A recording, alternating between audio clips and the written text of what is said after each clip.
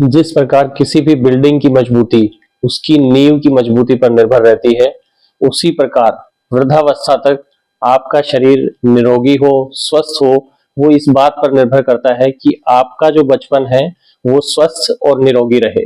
यदि कोई बच्चा बार बार बीमारियों से ग्रसित होता है, यानी वो बार बार बीमार पड़ता है, तो उसका जो शारीरिक और मानसिक विकास है वो अधूरा ही रहता है और वृद्धावस्था तक वो शारीरिक और मानसिक रूप से संघर्ष ही करता रहता है। आजकल लगभग सभी पेरेंट्स की एक शिकायत रहती है कि हमारा बच्चा खाना ठीक से नहीं खाता है, या फिर बहुत जल्दी चिड़चिड़ा हो जाता है, या फिर इरिटेट रहता है, बहुत जल्दी उसे खांसी जुकाम हो जाता है, या बहुत सारी छींके आने की समस्या, एलर्जी की समस्या। आजकल बच्चों में स्पेशली स्किन से रिलेटेड जो समस्याएं हैं वो बहुत कॉमन हो रही हैं, जैसे स्किन का ड्राई रहना, या फिर स्किन में छोटी छोटी फुंसियां होना, या फिर उनमें खुजली होना, या फिर अर्टिकेरिया यानी पित्त निकलने की समस्या, या फिर सफेद दाग यानी विटिलिगो की समस्या आज के समय में बच्चों में बहुत ज्यादा बढ़ रही है। और इन्हीं तरह की अनेकों समस्याओं से पेरेंट्स और बच्चे लगातार जूझ रहे हैं। यदि आपके बच्चे को इनमें से कोई भी समस्या है या कोई भी तकलीफ का सामना आपका बच्चा कर रहा है, तो ये वीडियो आपके लिए बहुत जरूरी है। इस वीडियो को अंत तक जरूर देखें और अपने मित्रों के साथ और अपने प्रियजनों के साथ इस वीडियो को शेयर जरूर करें, ताकि वो भी आयुर्वेद को अपनाकर अपने बच्चों के स्वास्थ्य की रक्षा कर सके, अपने बच्चों को स्वस्थ बना सके। नमस्कार, आपके साथ मैं हूं डॉक्टर अनुराग। जन्म के बाद जो बच्चे का पहला साल होता है वो बहुत ही इंपॉर्टेंट होता है, और उसमें भी तीन चीजें जो है वो बहुत जरूरी होती हैं।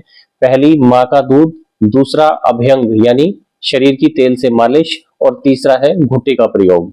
माँ के दूध के गुणों का वर्णन करते हुए आयुर्वेद में कहा गया है, मातृ दुग्धम बालस्य जीवनम बलम बुद्धि च, यानी माँ का जो दूध है वो शिशु का जीवन है, बल है और शिशु की बुद्धि है। आयुर्वेद के अनुसार माँ का जो दूध है वो बच्चे के शारीरिक और मानसिक विकास के लिए बहुत ज्यादा जरूरी है, और आधुनिक चिकित्सा विज्ञान जो है उसमें भी माँ का दूध जो है उसके बहुत सारे गुण और बहुत सारी प्रॉपर्टीज बताई हैं। माँ का दूध जो है वो protein, minerals, vitamins, fat, antioxidants जैसे जरूरी न्यूट्रिएंट से भरपूर होता है। इसमें डीएचए जैसे ओमेगा 3 फैटी एसिड्स भी होते हैं, जो बच्चे के ब्रेन और रेटिना के डेवलपमेंट में हेल्पफुल होते हैं। और माँ का जो दूध है वो बच्चा आसानी से डाइजेस्ट कर सकता है। इसलिए यदि आपका इसलिए यदि आप चाहते हैं कि आपका बच्चा स्वस्थ और ऊर्जावान रहे, तो कम से कम 6 महीने से लेकर 1 साल तक अपने बच्चे को माँ के दूध का सेवन जरूर करवाएं। दूसरी जो सबसे इंपॉर्टेंट चीज बच्चे को हेल्दी रखने के लिए बहुत हेल्पफुल होती है, वो है अभ्यंग, यानी बच्चे के शरीर की तेल से मालिश करना। ये दिखने में बहुत ही साधारण सी प्रक्रिया है, लेकिन बच्चे की हड्डियों के लिए, बच्चे की मांसपेशियों के लिए, बच्चे की स्किन के लिए, और बच्चे का जो ब्लड सर्कुलेशन है उसके लिए, और बच्चे के डाइजेशन के लिए बहुत ही फायदेमंद होती है। बच्चे का अभ्यंग यानी मसाज करते समय हमें दो तीन चीजों का ध्यान रखना चाहिए। पहला तो ये कि हमें कौन सा तेल जो है वो मसाज के लिए, अभ्यंग के लिए प्रयोग करना चाहिए, और दूसरा ये कि अभ्यंग का सबसे अच्छा समय कौन सा है, बच्चे को किस समय हमें अभ्यंग कराना चाहिए, उसकी मसाज करनी चाहिए। तो वैसे तो मार्केट में बहुत सारे तेल अवेलेबल हैं जो बहुत महंगे भी हैं, और अनेकों यूट्यूब चैनल के ऊपर बहुत से ब्रांड्स आपको बताए जाते हैं, लेकिन हम बात करेंगे जो हमारे ऋषि मुनियों ने 5000 साल पहले आयुर्वेद के ग्रंथों में सबसे अच्छा तेल बताया था, वो है तिल का तेल। तो बच्चे की मालिश के लिए तिल का तेल जो है वो सबसे अच्छा होता है। लेकिन इसमें एक चीज का ध्यान रखना है कि वो जो तिल का तेल हम इस्तेमाल करेंगे वो पूरे तरीके से शुद्ध होना चाहिए। और दूसरा यदि हम बात करें कि मसाज करने का सबसे अच्छा समय कौन सा है, तो बच्चे का जो मसाज है वो सुबह के समय करना चाहिए, और नहाने से लगभग 1 घंटा पहले आप मसाज करें बच्चे के पूरे शरीर पर, और उसके बाद में 1 घंटे के बाद में गुनगुने पानी के साथ बच्चे का स्नान कराना चाहिए, उसको नहलाना चाहिए। चाहे खाने के लिए प्रयोग करना हो या फिर हमें अभ्यंग यानी मसाज के लिए प्रयोग करना हो, आयुर्वेद में तिल का तेल जो है वो सर्वश्रेष्ठ बताया गया है। तीसरी जो एक बहुत जरूरी विषय वस्तु है वो है घुट्टी। आज के समय में एक बहुत बड़ा कंफ्यूजन है कि हमें बच्चे को घुट्टी देनी चाहिए या फिर घुट्टी नहीं देनी चाहिए, क्योंकि आज के समय में जो आधुनिक चिकित्सा विज्ञान में जो शिशु रोग विशेषज्ञ हैं वो अक्सर अब बच्चे को घुट्टी देने से मना करते हैं। लेकिन एक विषय जो यहाँ पर सोचने का है वो ये कि घुट्टी देने की जो परंपरा है हमारे यहाँ, वो बहुत लंबे समय से चले आ रही है, बहुत पीढ़ी दर पीढ़ी बहुत लंबे समय से चली आ रही है। हमने भी घुट्टी का प्रयोग किया है, आपने भी घुट्टी का जरूर प्रयोग किया होगा। और आपकी जो एक जनरेशन जो आगे है, यानी आपके जो माता पिता है या फिर दादा दादी है, यदि आप उनसे पूछ के देखेंगे तो उन्होंने खुद भी घुट्टी का इस्तेमाल किया होगा और उन्होंने अपने बच्चों को भी घुट्टी का इस्तेमाल करवाया है। विशेषतः हरियाणा, राजस्थान, उत्तर प्रदेश, मतलब जो नॉर्थ इंडिया का जो इलाका है उसमें घुट्टी का प्रयोग तो पहले के टाइम में जरूर किया जाता था। और जो विशेषज्ञ हमें घुट्टी देने से मना कर रहे हैं, यदि आप उनके बैकग्राउंड में यदि आप जाएंगे तो वो भी कहीं ना कहीं घुट्टी पीकर ही बड़े हुए हैं। तो जब उस घुट्टी ने हमें कोई नुकसान नहीं पहुंचाया या फिर हमारे जो बुजुर्ग हैं उनको कोई नुकसान नहीं पहुंचाया, तो वो ही घुट्टी आज बच्चों को कैसे नुकसान पहुंचा सकती है, ये एक सोचने वाली बात है। लेकिन हाँ, ये जरूर है कि घुट्टी देते समय हमें कुछ सावधानियों का प्रयोग करना चाहिए। जैसे घुट्टी में जो हम पानी का प्रयोग करते हैं वो पानी साफ होना चाहिए और उबाल के फिर ठंडा किया हुआ या फिर गुनगुना किया हुआ उबला हुआ पानी होना चाहिए। और जिस सिल पे हम घुट्टी को घिसते घिसते हैं वो सिल भी उसी उबले हुए और साफ पानी से धुला हुआ होना चाहिए। घुट्टी बनाने में जो भी आयुर्वेदिक औषधियों का प्रयोग होता है, जैसे हरितकी है, जायफल है या फिर काला नमक है, इन औषधियों को भी अच्छी क्वालिटी की होनी चाहिए और इन्हें भी उबले हुए पानी से धोकर ही प्रयोग करना चाहिए। और घुट्टी जो हम प्रिपेयर करते हैं उस घुट्टी को बनाते ही फ्रेश आपको यूज करना चाहिए। ऐसा नहीं करना है कि सुबह के समय घुट्टी को बना के रख दिया, वही घुट्टी आप शाम को यूज कर रहे हैं, या फिर जो शाम को अगर यदि आप दे रहे हैं तो उसी का प्रयोग आप सुबह कर रहे हैं। तो इन सावधानियों का आपको जरूर ध्यान रखना है।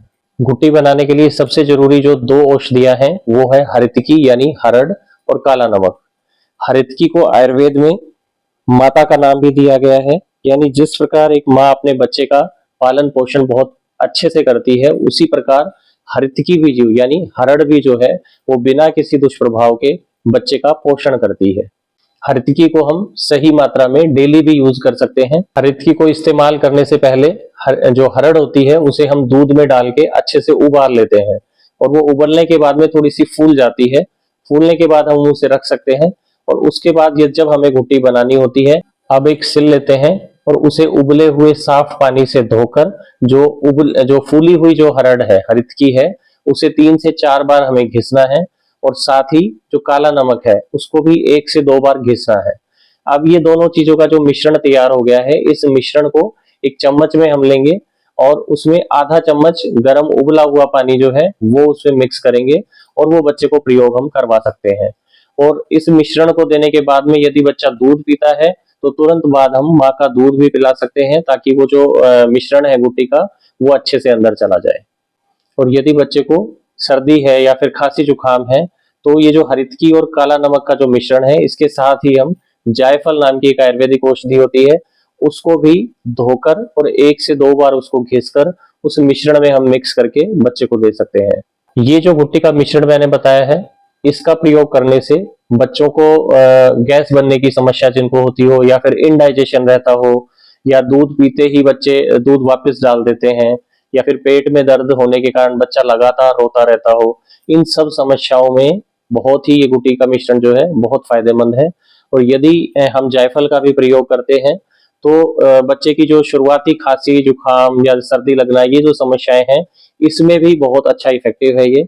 लेकिन हमें ये ध्यान रखना है कि जायफल की जो क्वांटिटी है वो बहुत कम रखनी है, यानी बच्चे के लिए 1 से 2 बार घिसने के बाद में जितनी औषधि सिल पे लगेगी उतनी ही औषधि सफिशिएंट होती है।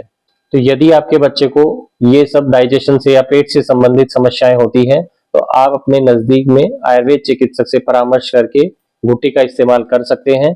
लेकिन हाँ, इसमें मैं एक चीज और आपको बताना चाहूंगा कि जो रेडीमेड घुट्टी जो होती है उसकी बजाय हमें ये जो घर में जो बनी हुई औषधि है इसका प्रयोग करना ज्यादा फायदेमंद होता है। एक और चीज जो बच्चे के लिए बहुत ज्यादा महत्वपूर्ण है वो है उसका आहार। पहले जो 6 महीने होते हैं उसमें तो माँ का जो दूध है वही बच्चे के पोषण के लिए पर्याप्त होता है, हमें ऊपर से अलग से कुछ देने की आवश्यकता नहीं होती है। लेकिन जब बच्चा 6 माह से ऊपर हो जाता है तो 6 माह के बाद में हमें बच्चे को कुछ ऊपर से खिलाना शुरू कर देना चाहिए, जैसे दाल का पानी या दही या फिर बिना बीज वाले जो फल हैं उनको मैश करके देना चाहिए। लेकिन एक बात का ध्यान रखना चाहिए कि जो भी आहार आप बच्चे को दे रहे हैं वो कम क्वांटिटी में दें और वो पचने में हल्का होना चाहिए ताकि बच्चा इसे आराम से डाइजेस्ट कर सके। और इसमें हमें एक जो विशेष सावधानी रखनी है कि जितने भी बेकरी आइटम्स हैं जैसे बिस्किट है, केक है या फिर नमकीन है, ये सब चीजें हमें बच्चों को नहीं देनी चाहिए। आजकल हम देखते हैं कि जो छोटे छोटे बच्चे जब स्कूल जाते हैं तो उनका जो लंच बॉक्स होता है उसमें बिस्किट, केक, नूडल्स या इस तरीके की अनेकों जो चीज है वो उनके पेरेंट्स भेजते हैं। तो ये सब चीजें जो है वो बच्चों के लिए बहुत नुकसानदायक होती है। लेकिन इसके लिए हम कुछ एक सब्स्टिट्यूट्स हैं जिनका हम प्रयोग कर सकते हैं, जैसे भुने हुए चने, गुड़, तिल के लड्डू या फिर गुड़ और मूंगफली की चिक्की, हलवा या फिर ड्राई फ्रूट्स जो है उनको कम मात्रा में भिगोकर भी बच्चों को हम दे सकते हैं। बच्चों के आहार के विषय में जो एक विशेष सावधानी हमें और रखनी चाहिए वो ये है कि आयुर्वेद के अनुसार कभी भी नमक या नमकीन चीजों के साथ दूध का सेवन नहीं करना चाहिए। आज के समय में बच्चों में जो बहुत सारी चर्म रोगों से रिलेटेड जो है समस्याएं मिल रही हैं, जैसे सोराइसिस है या फिर विटिलिगो है, जो सफेद दाग हैं, ये सब समस्याएं कहीं ना कहीं आयुर्वेद के अनुसार नमक का जो है वो दूध के साथ प्रयोग करने से हो सकती है। और जितने भी शेक्स हैं, जैसे मैंगो शेक है, पपाया शेक है, ये भी आयुर्वेद के अनुसार विरुद्ध आहार बताए गए हैं। और घर की जो बनी हुई चीजें हैं उन्हीं का ज्यादातर बच्चे को इस्तेमाल करवाना चाहिए और बच्चे को अपने साथ बिठा के शांत मन से भोजन करवाना चाहिए। और भोजन के समय जो टीवी है, मोबाइल है, इन चीजों का इस्तेमाल नहीं करें और बच्चे को भूख लगने पर ही खाना खाने को देना चाहिए। छोटा बच्चा है, उसको यदि बार बार भूख लगती है तो जरूरी नहीं कि आप उसे एक बार में ही उसका टाइम फिक्स कर दे कि आपको ये इस टाइम पे खाना खाना है। बच्चे को यदि बार बार भूख लगती है तो थोड़ा थोड़ा करके बच्चा बार बार खा सकता है। केवल घड़ी देख के या फिर उसका टाइम फिक्स करके खाना नहीं उसको देना है। जब भी उसे भूख लगे तो बच्चा आराम से खाना खा सकता है। इसी प्रकार प्यास लगने पर ही पानी देना चाहिए और बच्चा प्यास लगने पर ग्लास से जो है वो पानी घूट घूट कर पिए और बैठ कर पानी पिए। और बच्चों को जो है जो सीजनल फ्रूट्स हैं उनका भी डेली प्रयोग करवाना चाहिए। और फ्रूट्स में भी एक चीज का जो हमें ध्यान रखना है कि जो आपके आसपास जो फ्रूट्स होते हैं, जो भी सीजनल फ्रूट्स होते हैं, उन फ्रूट्स का इस्तेमाल आप जरूर करवाएं। जरूरी नहीं कि जो महंगे फ्रूट्स हैं वो बच्चे को ज्यादा फायदेमंद हो, बल्कि जो महंगे फ्रूट्स हैं उनकी बजाय जो फ्रूट्स आपके आसपास मिल रहे हैं वो फ्रूट्स बच्चे के लिए ज्यादा पोषण करने वाले होते हैं। और जब हम फलों का इस्तेमाल करते हैं तो इसमें भी एक सावधानी हमें रखनी चाहिए कि फलों के साथ कभी भी बच्चे को दूध का प्रयोग नहीं करवाना चाहिए, क्योंकि आयुर्वेद के अनुसार फलों का प्रयोग, फ्रूट्स का यदि हम उपयोग दूध के साथ करते हैं तो उसको विरुद्ध आहार माना गया है। और यदि बात करें बच्चे की सही दिनचर्या के बारे में तो बच्चे को रात को जल्दी सोने दें और उसे सुबह जल्दी उठाएं, क्योंकि रात को देर तक जागने से जो बच्चे की बॉडी है उसमें हार्मोनल इम्बैलेंस होके शारीरिक और मानसिक जो विकास है उसमें बाधा उत्पन्न होती है। और सुबह उठने के बाद यदि अधिक समय ना हो तो बच्चे को स्कूल जाना हो तो कम से कम सुबह 5 बार सूर्य नमस्कार जो है इस प्रक्रिया को जरूर करवाएं। और शाम के समय बच्चे को आउटडोर गेम्स जरूर खेलने दें, क्योंकि आज के समय में आपने देखा होगा कि बच्चे जो है वो मोबाइल में या फिर जो वीडियो गेम्स हैं उनको खेलने में ज्यादा इंटरेस्ट दिखाते हैं। इसीलिए जो बच्चों की फिजिकल एक्टिविटी है उसका हमें जरूर ध्यान रखना चाहिए। एक और बहुत ही जरूरी और फायदेमंद चीज है जो आपके बच्चों के शारीरिक और मानसिक विकास के लिए बताई गई है, वो है स्वर्ण प्राशन। लगभग 16 वर्ष की आयु तक जो शारीरिक और मानसिक विकास की जो प्रक्रिया है वो बच्चों में चलती रहती है। इसलिए 16 वर्ष तक के जो बच्चे हैं उनको स्वर्ण प्राशन जरूर करवाना चाहिए। ये जो स्वर्ण प्राशन है वो बच्चों में एक नेचुरल इम्यूनाइजेशन की तरह काम करता है। आजकल स्वर्ण प्राशन को ड्रॉप्स के रूप में दिया जा रहा है जो कि बहुत ज्यादा चलन में है, लेकिन आपकी जानकारी के लिए मैं बताना चाहूंगा कि आयुर्वेद में ड्रॉप्स के रूप में स्वर्ण प्राशन का उल्लेख कहीं पर भी नहीं है। आयुर्वेद के अनुसार स्वर्ण प्राशन संस्कार जो है वो एक लेहन संस्कार बताया गया है, यानी स्वर्ण प्राशन के दौरान जो औषधि का प्रयोग हम बच्चों को करवाते हैं वो बच्चे को चाट कर प्रयोग करनी चाहिए। लेकिन जब हम इसको ड्रॉप्स के रूप में देते हैं तो ये विधि जो है वो पूरे तरीके से चेंज हो जाती है। स्वर्ण प्राशन में शुद्ध स्वर्ण भस्म को अनेक आयुर्वेदिक औषधियों के साथ मिलाकर उनका मिश्रण तैयार किया जाता है और फिर उसे हम शहद के साथ प्रयोग करते हैं। स्वर्ण प्राशन संस्कार में जो सबसे जरूरी चीज है वो है स्वर्ण प्राशन का समय, यानी हमें स्वर्ण प्राशन का जो प्रयोग है वो किस समय करवाना चाहिए। तो आपकी जानकारी के लिए मैं बताना चाहूंगा कि स्वर्ण प्राशन जो है वो हर महीने के पुष्य नक्षत्र वाले दिन प्रयोग करना चाहिए। पुष्य नक्षत्र जो होता है वो हमारे शरीर को पोषण देने वाला और शरीर को पुष्टि देने वाला एक बहुत ही शुभ नक्षत्र है। और इस नक्षत्र के दौरान जो भी औषधि का प्रयोग हम बच्चों को करवाते हैं तो उस औषधि का हमारे शरीर पर बहुत ही विशेष और गुणकारी प्रभाव होता है। इसलिए यदि आपका बच्चा 16 वर्ष से कम आयु का है तो आप भी अपने नजदीक के आयुर्वेद चिकित्सक से संपर्क करके उनसे परामर्श करके हर महीने पुष्य नक्षत्र वाले दिन स्वर्ण प्राशन जरूर करवाएं। तो दोस्तों, बच्चों के संपूर्ण शारीरिक और मानसिक विकास के लिए ये कुछ एक इम्पोर्टेंट बातें थी जिस पर हमने आज चर्चा की। तो यदि आप भी इन सभी नियमों का अपने बच्चे की दिनचर्या में नियमित रूप से प्रयोग करते हैं तो आपके बच्चे के शारीरिक और मानसिक विकास में ये जो नियम हैं ये बहुत मददगार साबित होंगे। उम्मीद करता हूं कि ये वीडियो आपके बच्चों को स्वस्थ रखने में बहुत मददगार होगा।